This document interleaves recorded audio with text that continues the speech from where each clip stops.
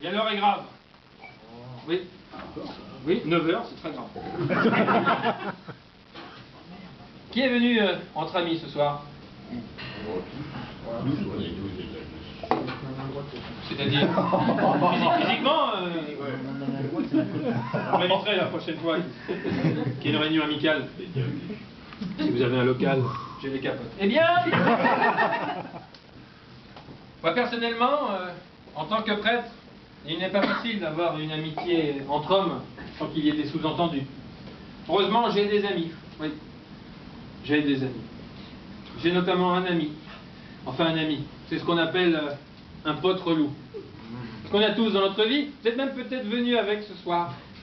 Oui, je vois qu'il se cache. Mais on est tous le pote relou de quelqu'un.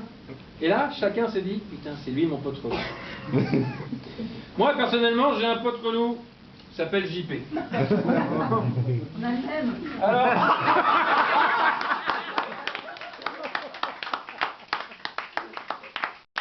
Ça doit pas être facile tous les jours. JP vient souvent se confesser.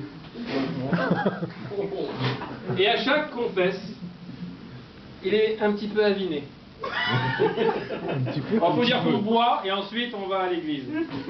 Eh bien, lors de chaque confesse, j'ai droit, comme c'est de manière hebdomadaire, chaque semaine, à sa blague de la semaine. Oui, parce que la confession de JP, c'est une blague. Et une blague nulle, une blague à chier comme tout pote relou. Tu es obligé d'écouter ces blagues de merde. La blague qui se termine systématiquement par « Tu la mettras dans ton spectacle, hein ?» Et ensuite tu la mettras dans ton spectacle, en tout. Et là, JP était particulièrement bourré. Je suis très mal de mes bourrés, je vous préviens. Cours Florent. Et... Anto, il n'est pas venu. Anto, écoute là. Blocage de mec bourré. Est-ce que là tu la connais, Anto? Alors, écoute-moi bien. Est-ce que tu as déjà, hein, léché la chatte de ta mère? Quoi? Non, écoute, on est dans une église déjà, et puis ensuite, non, je n'ai jamais léché la chatte de ma mère, ou alors j'étais vraiment bourré, je m'en souviens pas. Et puis, si, en gros, au moment de ta naissance, tu n'es pas né par césarienne, il est forcément un centième de seconde. Ta bouche est rentrée en contact avec la chatte de ta mère. Alors, oh, bah, ça se trouve. T'as léché la chatte de ta mère, t'as léché la chatte de ta mère, t'as léché la chatte de ta mère. Oh, ta gueule! Oh, à cause de cet abruti, le temps même, j'ai fait un cauchemar horrible. J'avais pourtant bien commencé. Comme toutes les nuits, j'ai rêvé que j'étais totalement nu. Le sexe de 45 cm en érection. Non, pardon, de 4,5 cm. Je me trompe avec les virgules. Hein? Demandez à monsieur. Eh bien, face à un sexe de femme totalement offert. Tout à fait normal. Sauf que là, à cause de JP, le rêve s'est mis à changer. Oui, le sexe s'est mis à me parler. Bon.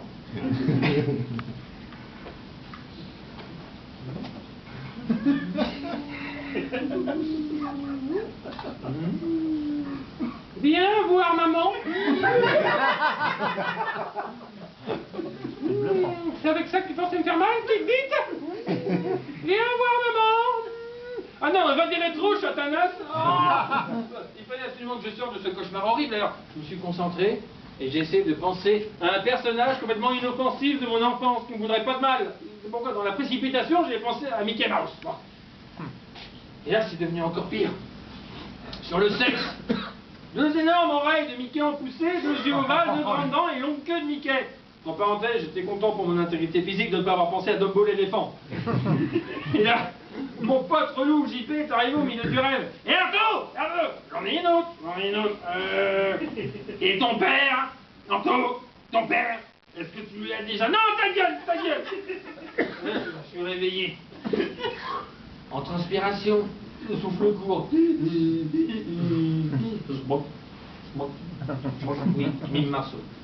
Et je me suis rendu compte d'une chose terrible. c'est que quand on fait des cauchemars, ce n'est pas par hasard. Non, c'est parce que on ne pense pas à ceux qui souffrent. C'est pourquoi, mes amis, j'aimerais que tous ensemble, pendant quelques minutes, nous pensions à ceux qui souffrent.